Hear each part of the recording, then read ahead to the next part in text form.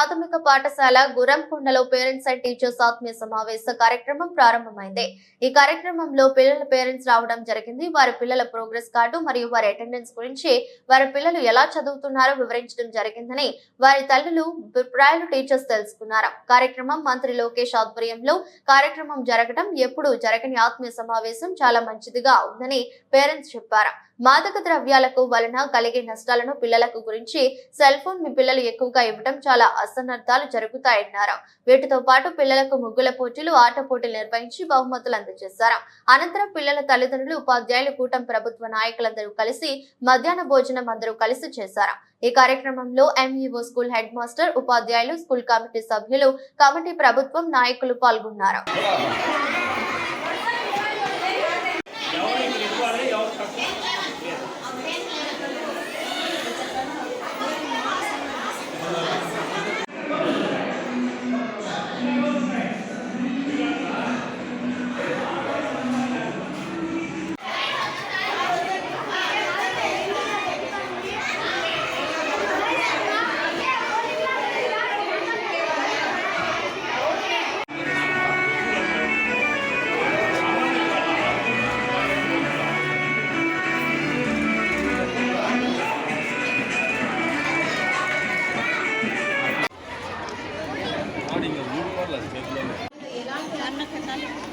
చేసుకొని పిల్లలు చదివేదాన్ని ప్లాన్ చేసుకోండి. నాకు ఈ అవకాశం ఇచ్చిన పెద్దలందరూ కూడా ధన్యవాదాలు.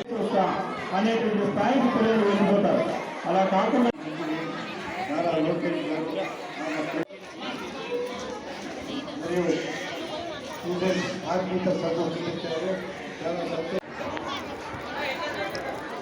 అన్న మీరు పక్కకు రండి అన్న.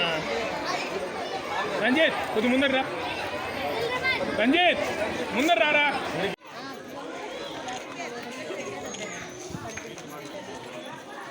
అందరికీ నమస్కారం.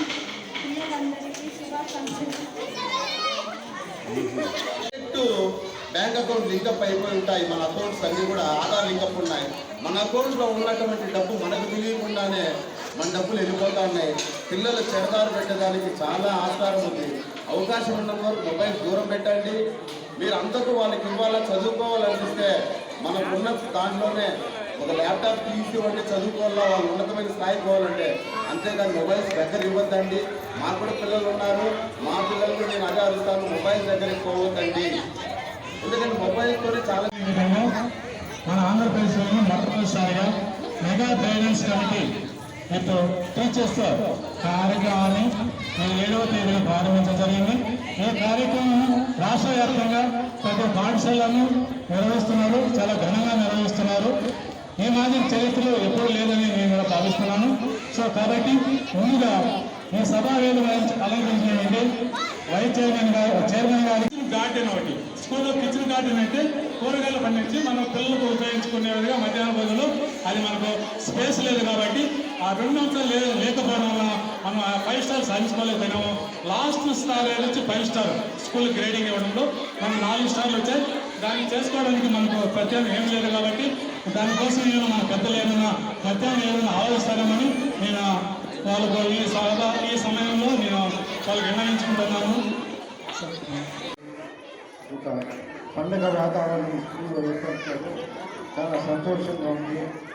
నా కోరిక ఏమంటే ప్రతి 3 నెలలకు ఒకసారి పేరెంట్స్ ఇదే విధంగా స్కూల్కి వచ్చి అధ్యాపకుల్లో మన పిల్లలు చదువుతున్నారా లేదా, ఏ విధంగా ఉన్నారా లేదా ప్రతి రోజు వచ్చి అది తెలుసుకొని ఏదైనా లోటుపాట్లు ఉంటే వాళ్ళు సజెషన్స్ ఇస్తే చాలా గొప్పగా స్కూల్ డెవలప్మెంట్ అవుతుందని ఆశిస్తున్నారు.